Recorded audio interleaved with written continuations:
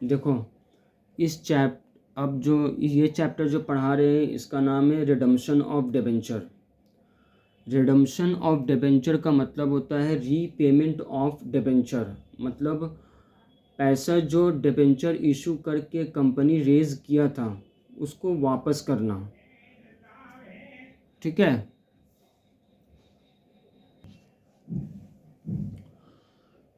तो डिबेंचर का मतलब जो लायबिलिटी है उसको डिस्चार्ज करते हैं, उसको बोलते हैं हम लोग redemption of debenture.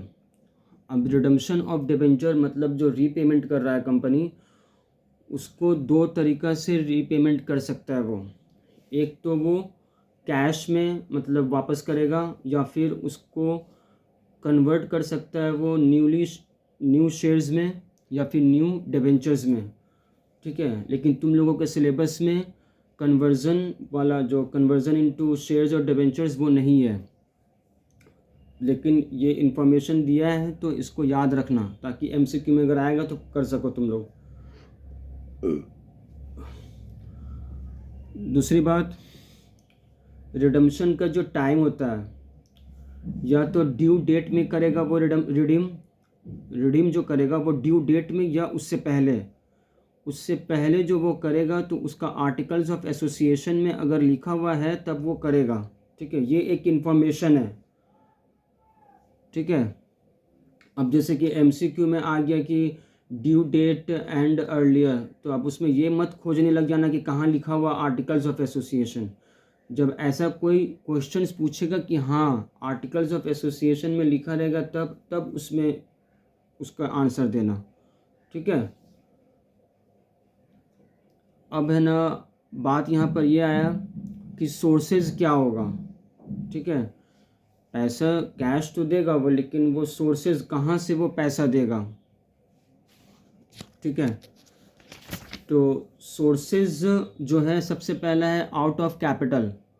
Out of capital का यहाँ मतलब है मतलब इशू ऑफ फ्रेश शेयर्स या फिर डिबेंचर। नया शेयर्स इशू करेगा या फिर नया डिबेंचर इशू करेगा, उसमें से जो कैपिटल जो इशू कर रहा है तो पैसा आ रहा है, उस पैसा में से रिडीम करेगा वो। ये पहला है जिसको बोलते हैं आउट ऑफ कैपिटल।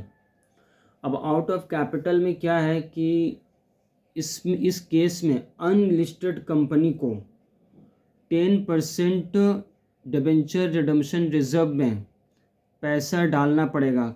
अब वो 10% एटलीस्ट है, कम से कम, उससे ज़्यादा भी हो सकता है। ये सब लॉ का वर्ड है, इस पे ध्यान देना। वो एटलीस्ट को और भी वर्ड्स में वो लिख सकता है, जैसे लिख सकता है नॉट लेस देन। ठीक है, तो एमसीक्यू में ये सब पूछ सकता है, तो वहाँ पर कंफ्यूज मत हो जाना, अपने ओन लैंग्वेज में समझो। जैसे कि तुम लोगों को बता देते हैं, जैसे हम तुम लोगों को बोलते थे कि हाँ एमसीक्यू में टेक्निकलिटीज़ बेसिस पे क्वेश्चन रहता है।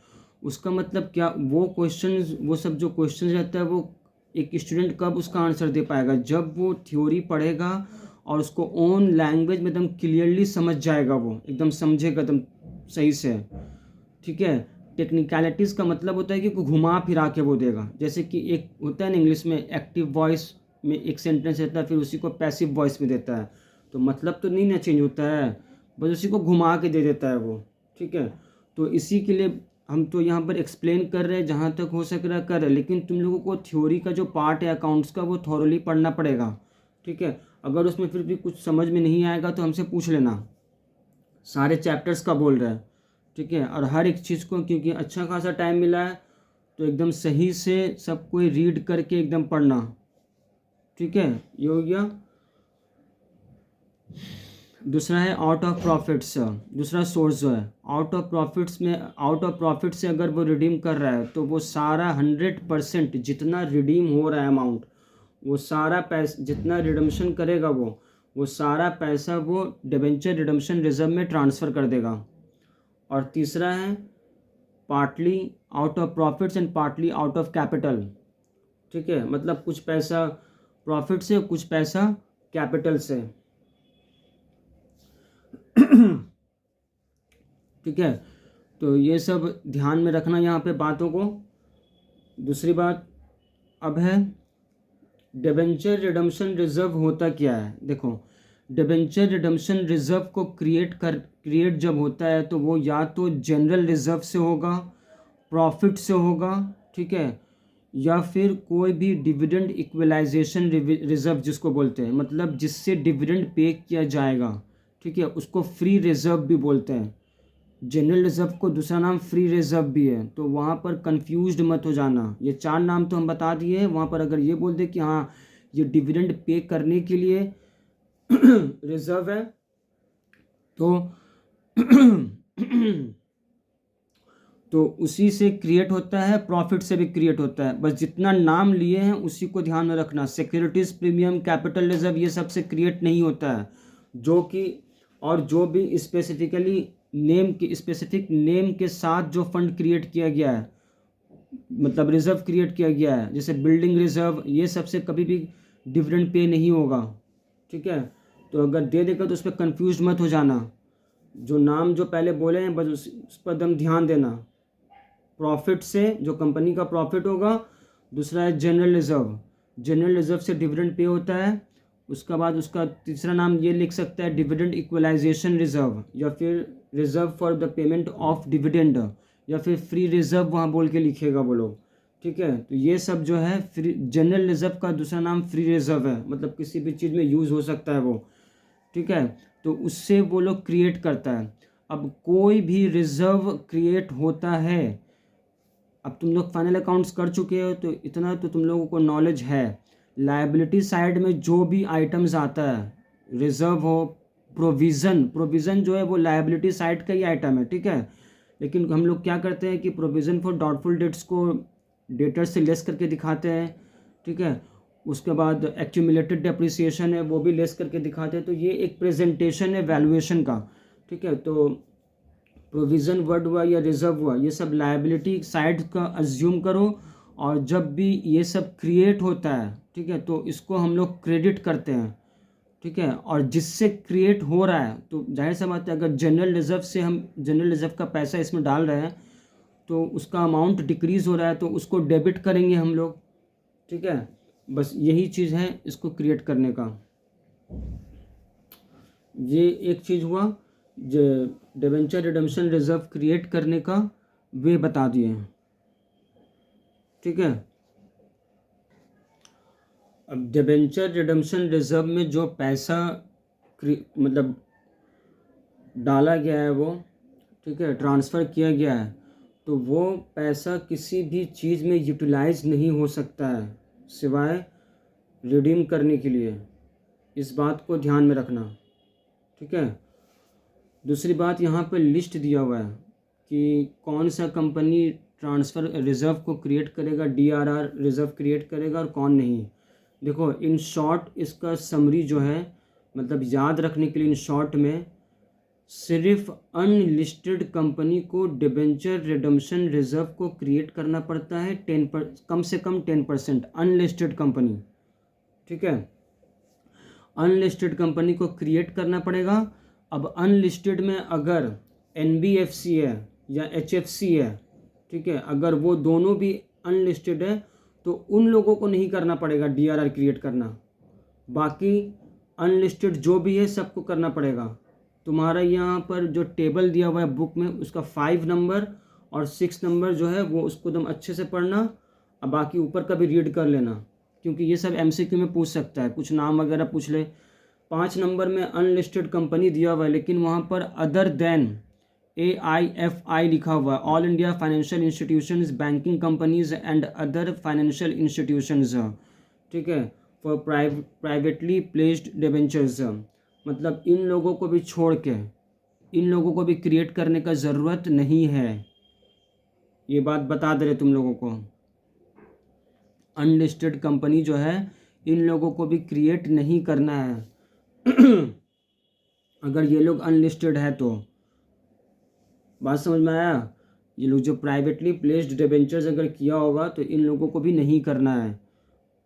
और 2 का बता चुके हैं, एनबीएफसी, ठीक है, नॉन बैंकिंग फाइनेंशियल इंस्टीट्यूशंस, और एचएफसी हाउसिंग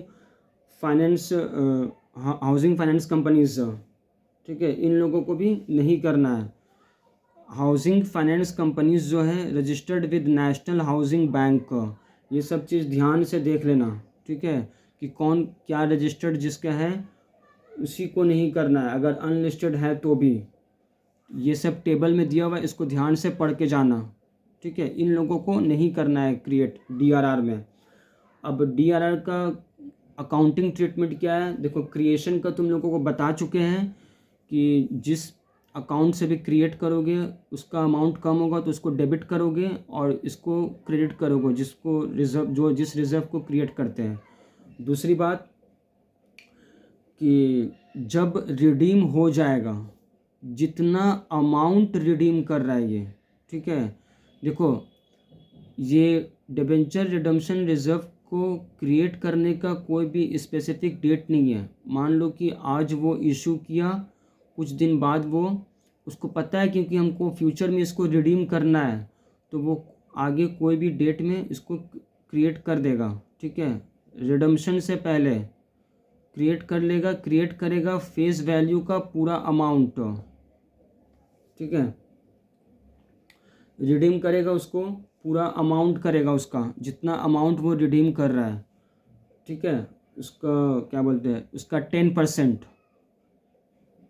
कम से कम 10%। अगर कुछ नहीं दिया हुआ है, मान लो कि कितना कर रहा है, कितना करना है, तो 10% तुम लोगों को लेना है। और कुछ अगर बोल दिया ज़्यादा करके तो वहाँ पर तुम वही लोगी, ठीक है।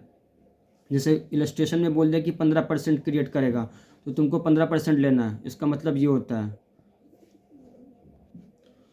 उसके बाद जैसे ही जितना अमाउंट रिडीम हो रहा है, मान लो कि 2 लाख का तुम रिडीम कर रही हो, तो उस 2 लाख का 10% का अमाउंट रिडीम करने के बाद डीआरआर से जनरल रिजर्व में ट्रांसफ़र कर दोगी तुम लोग, ठीक है।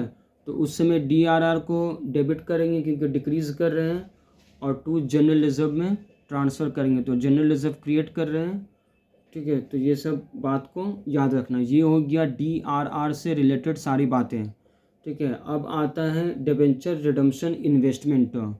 डिबेंचर रिडम्पशन इन्वेस्टमेंट जो है इस पे ध्यान देना, इसके लिस्ट को देख लेना कि हाँ किसको करना है क्रिएट, किसको नहीं करना है, ठीक है। उसमें कुछ अगर क्वेश्चन होगा तो हमसे पूछ लेना।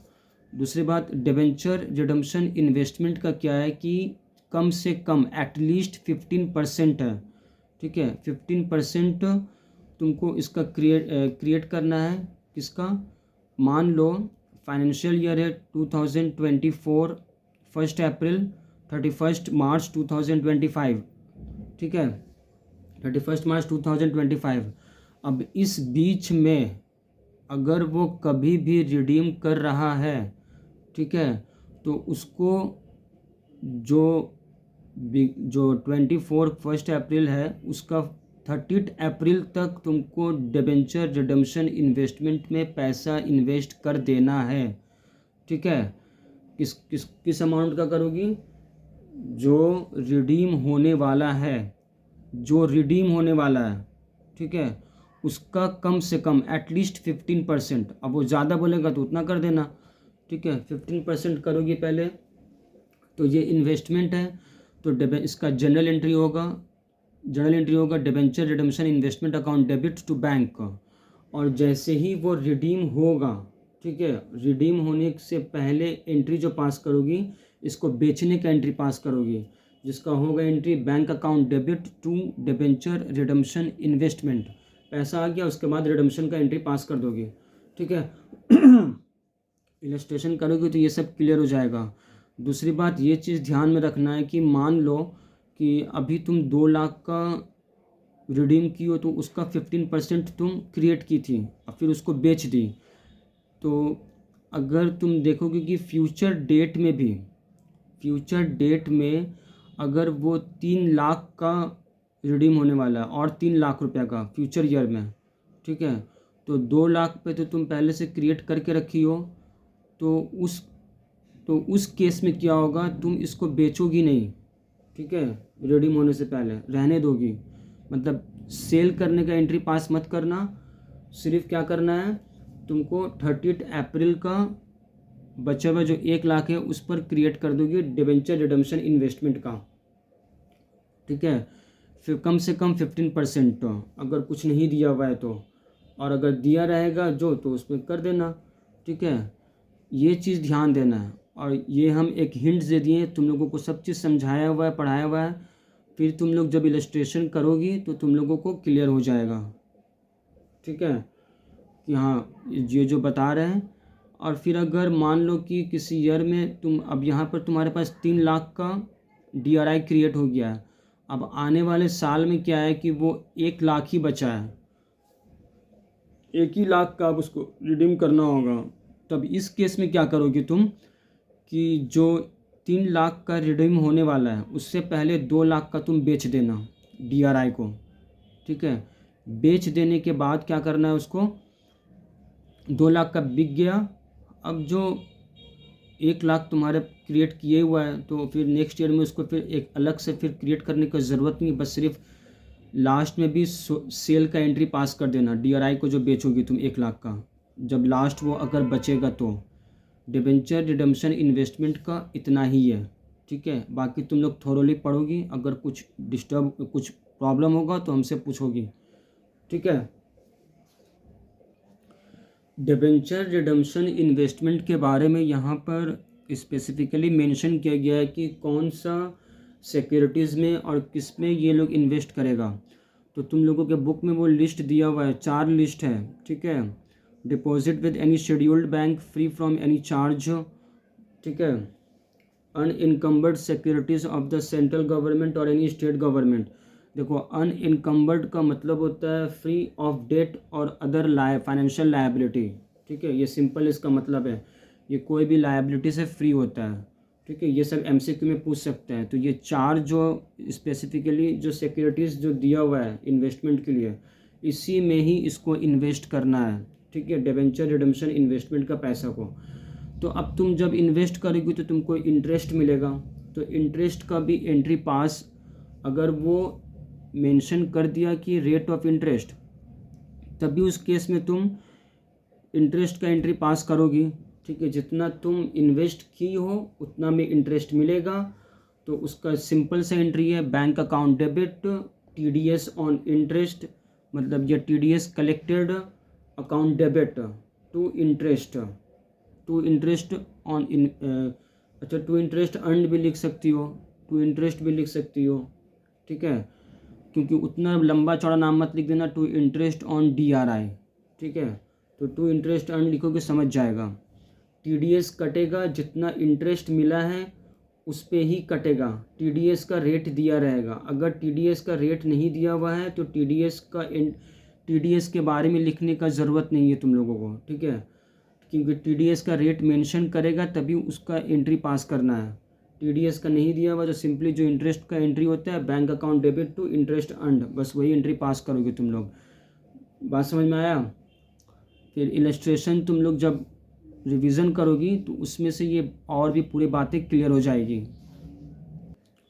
अब देखो रिडम्पशन का भी मेथड है, 4 मेथड है। एक है मैच्योरिटी इन लमसम, ठीक है। दूसरा है by in instalments by draw of lots, by purchase from open market and by conversion वाला तुम्हारे सिलेबस में नहीं है। अब एक एक करके इन मेथड्स को समझेंगे। मैच्योरिटी इन लमसम का मतलब हुआ कि जितना डिबेंचर वो इशू किया था वो सारा को एक ही बार में वो रीपेमेंट करेगा। तो उसका सिंपल सा एंट्री है, डिबेंचर्स जब क्रिएट किए थे तो परसेंटेज डिबेंचर को क्रेडिट किए थे, अब उसको वापस कर रहे तो उसको डिक्रीज़ करेंगे तो डेबिट करेंगे टू डिबेंचर होल्डर्स। ये मेरा क्रेडिटर है इसलिए इसको क्रेडिट किए हैं। अब इसको पेमेंट करेंगे debenture holders account debit to bank, cash में पेमेंट कर रहा है, ठीक है। अब बात यह है कि डिबेंचर होल्डर्स जो है, ये जो पहला एंट्री था वो ड्यू एंट्री था, ठीक है। ये पेमेंट का एंट्री नहीं था, ये ड्यू एंट्री है पहला वाला। पेमेंट का एंट्री जब बैंक या कैश लिखते हैं ना हम लोग तब वो पेमेंट का एंट्री होता है। या फिर किसी को काइंड में अगर पेमेंट कर रहे हैं, एसेट्स वगैरह दे रहे हैं, तो उसको पेमेंट का एंट्री बोलते हैं। ठीक है, पहला वाला ड्यू एंट्री था। ठीक है, दूसरा बात, अगर रिडीम प्रीमियम में कर रहा है तब क्या करेंगे, पहले ड्यू एंट्री पास करेंगे, परसेंटेज डिबेंचर, फिर premium on redemption of debenture. तुम लोगों को याद होगा इशू ऑफ डिबेंचर के समय ही हम लोग प्रीमियम जो पे करने वाले होते हैं रिडम्पशन में, उसको क्रिएट कर देते हैं, उसमें पैसा डाल देते हैं। तो जिस समय क्रिएट किए थे तो उस समय उसको क्रेडिट किए थे, तो अब उसको अब उसको मतलब है ना यूज़ कर रहे हैं वही पैसा को, तो अब उसको डिक्रीज़ कर रहे हैं हम लोग। तो premium on redemption of debentures account लिखे यहाँ पर टू डिबेंचर होल्डर्स, अब फिर सारा पैसा वही डिबेंचर होल्डर्स टू बैंक बोल के लिख देंगे। ये हो गया लमसम के बारे में। ठीक है, अब देखो दूसरा मेथड है redemption of debenture in instalments by draw of lots. Draw of lots का मतलब क्या होता है कि जैसे हम लोग पर्ची में नाम लिख देते हैं, बहुत सारा जैसे हम लोग करते हैं ना, सबका नाम लिख देते हैं, जिसका नाम आता है उसको मतलब है ना उसी का प्राइस होता है, बस वही मेथड है ये। मतलब एक ड्रॉ ऑफ लॉट्स होगा, लॉट मतलब सबका डिबेंचर होल्डर्स का नाम लिख दिया जाएगा उसमें। अब जिसका नाम आएगा उसी का अमाउंट को रिडीम किया जाएगा लॉट्स के हिसाब से।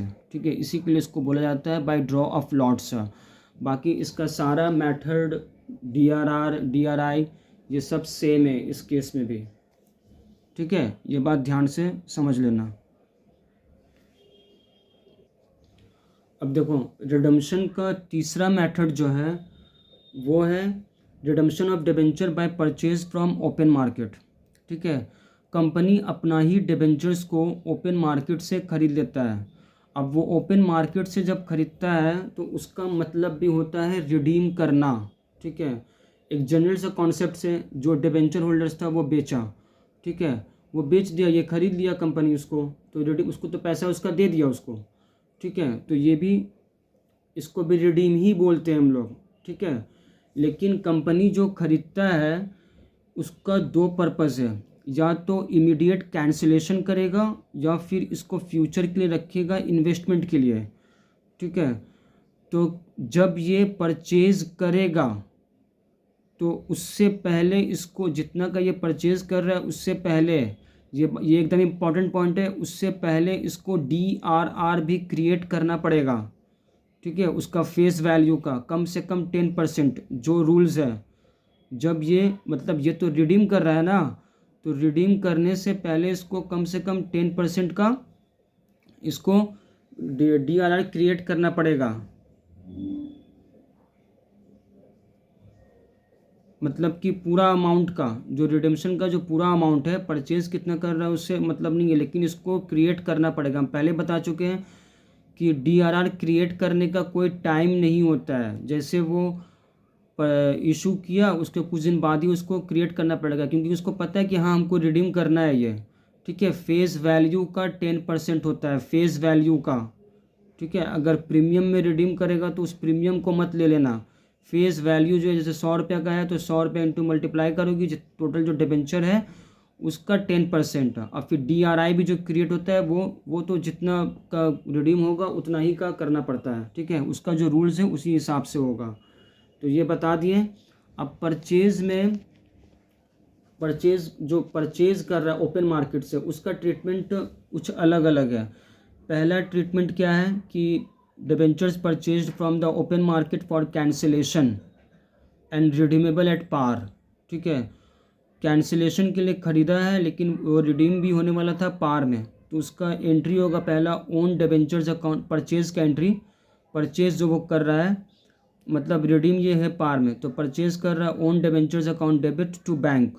ठीक है, अब उसको कैंसिलेशन करना है तो जो वो परसेंटेज डिबेंचर था उसको डेबिट करेगा और टू ओन डिबेंचर कर देगा, बस कहानी ख़त्म हो गया।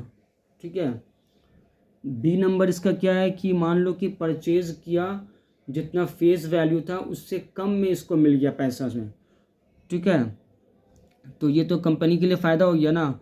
तो पहले मान लो कि 100 रुपये का था लेकिन इसको मिल गया 90 रुपीज़ पर डिबेंचर, तो जो 90 रुपीज़ में जो वो ख़रीदा है पहले उसका एंट्री पास करेगा, तो वो own debentures account debit to bank.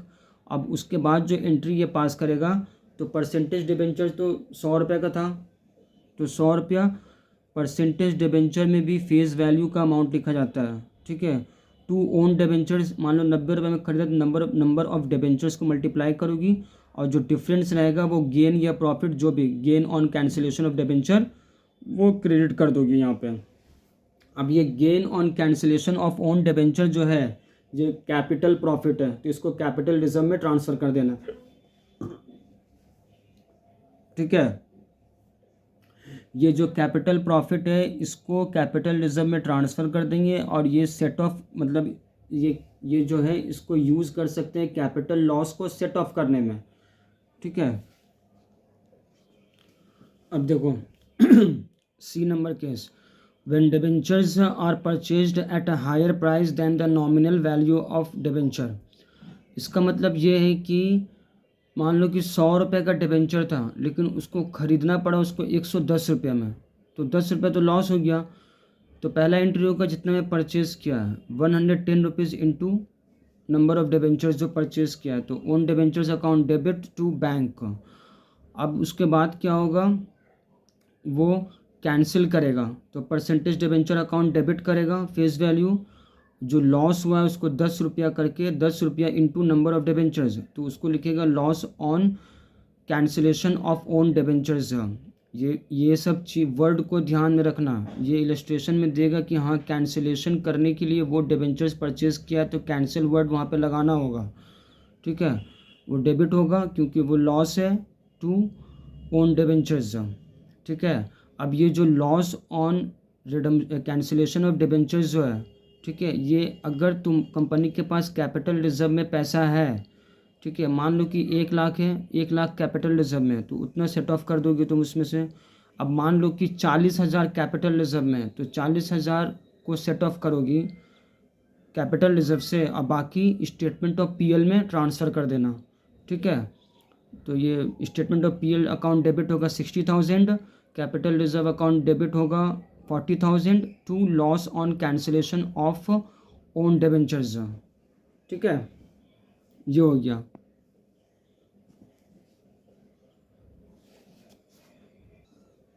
अब second number point, debentures purchased from the open market for cancellation and redeemable at premium, मतलब रिडीम करना था उसको प्रीमियम में।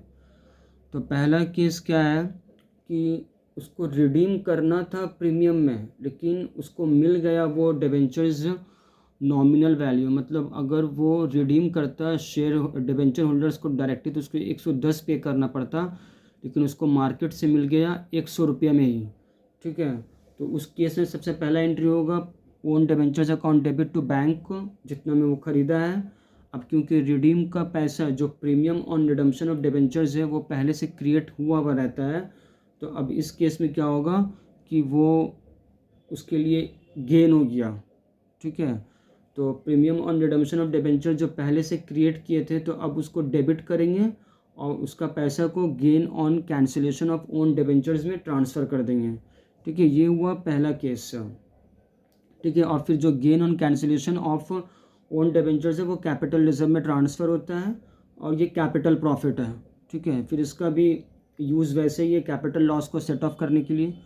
दूसरा है कि when debentures are purchased at a price below the nominal value of debenture, ठीक है। अब क्या होगा कि मान लीजिए वो 110 रुपया प्रीमियम में रिडीम करने वाला था, लेकिन फेस वैल्यू 100 रुपया है, लेकिन उसको 100 रुपया से भी कम में मिल गया, मान लीजिए डिबेंचर्स मार्केट से 90 रुपीज़ में, तो वो तो पहले 90 rupees into number of debenture से परचेज़ करेगा, own debentures account debit to bank, उसके बाद परसेंटेज डिबेंचर अकाउंट डेबिट, ठीक है, और डेबिट करेंगे उसको premium on redemption of debenture, जो प्रीमियम क्रिएट करके रखे थे वो अमाउंट टू ओन डिबेंचर्स करेंगे वहाँ पर जितना में ख़रीदा है।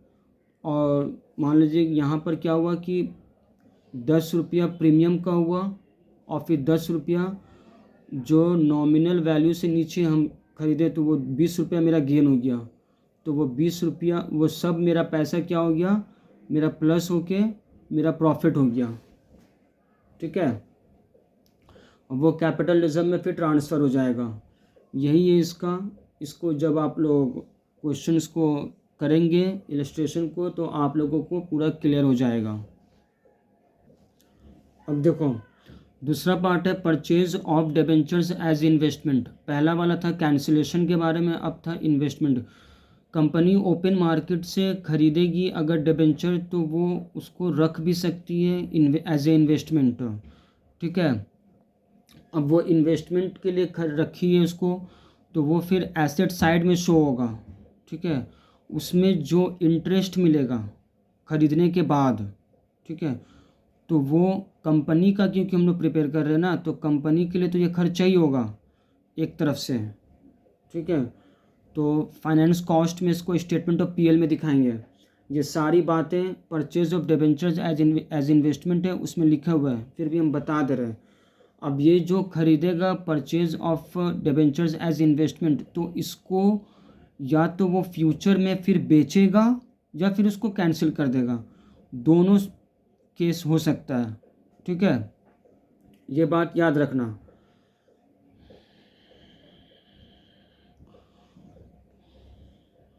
और एसेट साइड में जो इसको दिखाएगा investment in own debentures account. ठीक है, ऐसे करके वहाँ पर दिखाएगा, वहाँ पे बैलेंस शीट में। अब इसका अकाउंटिंग ट्रीटमेंट सुन लो। जब खरीदेगा investment in own debentures account debit to bank. ठीक है, ये तो परचेज़ का एंट्री हो गया। अब क्योंकि इसको तो कैंसिल करेगा या फिर बेचेगा, दोनों में से कोई एक केस है। तो जब कभी कंपनी बेचा अगर, ठीक है, फिर से बेचा अगर, तो इसका क्या होगा, अगर मान लो जितना में ख़रीदा था उससे कम में बेच रहा है, तो bank account debit, loss on sale of investment in own debentures account debit to investment in own debenture, ये लॉस का था। और अगर प्रॉफिट में होगा तो फिर है ना bank account debit to investment in own debentures account credit to gain on sale of investment in own debentures. ठीक है, इन्वेस्टमेंट एसेट है तो खरीदते समय वो मेरा डेबिट हुआ, इंक्रीज़ हुआ। अब देखो यहाँ पर भी क्या है कि जब बेचते समय गेन होगा तो वो कैपिटल रिजर्व में जाएगा। और अगर नहीं, यहाँ पर क्या है कि जब transfer on transfer of gain on sale of investment, ये जब बेचेगा इसमें जो प्रॉफिट होगा वो स्टेटमेंट ऑफ पीएल में जाएगा। ठीक है, ये चीज़ यहाँ पे ध्यान देने का है। और लॉस जब हो रहा है तो वो स्टेटमेंट ऑफ पीएल में ट्रांसफ़र हो जाएगा। मतलब एक क्रेडिट साइड में जैसे हम लोग लिखते हैं, एक डेबिट साइड, क्योंकि पीएल अकाउंट तो बनाते नहीं है, ये कंपनी का स्टेटमेंट ऑफ पीएल बनता है। ठीक है, तो यहाँ पर ये चीज़ समझ लेना तुम लोग। अगर कुछ दिक्कत होगा तो बता देना, पूछ लेना। अब यहाँ पर ये है कि gain on sale of investment जो है वो स्टेटमेंट ऑफ इनकम के अदर इनकम हेडिंग में आएगा। ठीक है, और loss on sale of investment जो है इन ओन डिबेंचर, उसका जो लॉस हुआ है ये अदर एक्सपेंस के हेडिंग में आएगा। ठीक है, क्योंकि स्टेटमेंट ऑफ पीएल जो है वो हेडिंग वाइज है। ठीक है, और अगर कैंसिल कर रहा है वो, कैंसिलेशन का एंट्री है, जो भी बोल रहे हैं हम सारा बुक में दिया हुआ है, हम बोल रहे हैं, डिक्टेट कर रहे हैं, तुम लोग बुक से मिला भी लेना। अब कैंसिलेशन ऑफ ओन डिबेंचर्स जैसा है, तो डिबेंचर्स अकाउंट डेबिट करोगी, loss on cancellation of on debentures, अगर लॉस में अगर वो कैंसिल हो रहा है तो to investment in own debentures, इसका भी सेम टू सेम है। कैंसिलेशन के समय में जो प्रॉफिट हो रहा है वो कैपिटल रिजर्व में जाएगा। ठीक है, इस डिफरेंस को बस ध्यान से तुम पढ़ लेना है। ठीक है, और लॉस जो है वो अदर एक्सपेंस वो स्टेटमेंट ऑफ पीएल में ट्रांसफ़र करते हैं। ठीक है।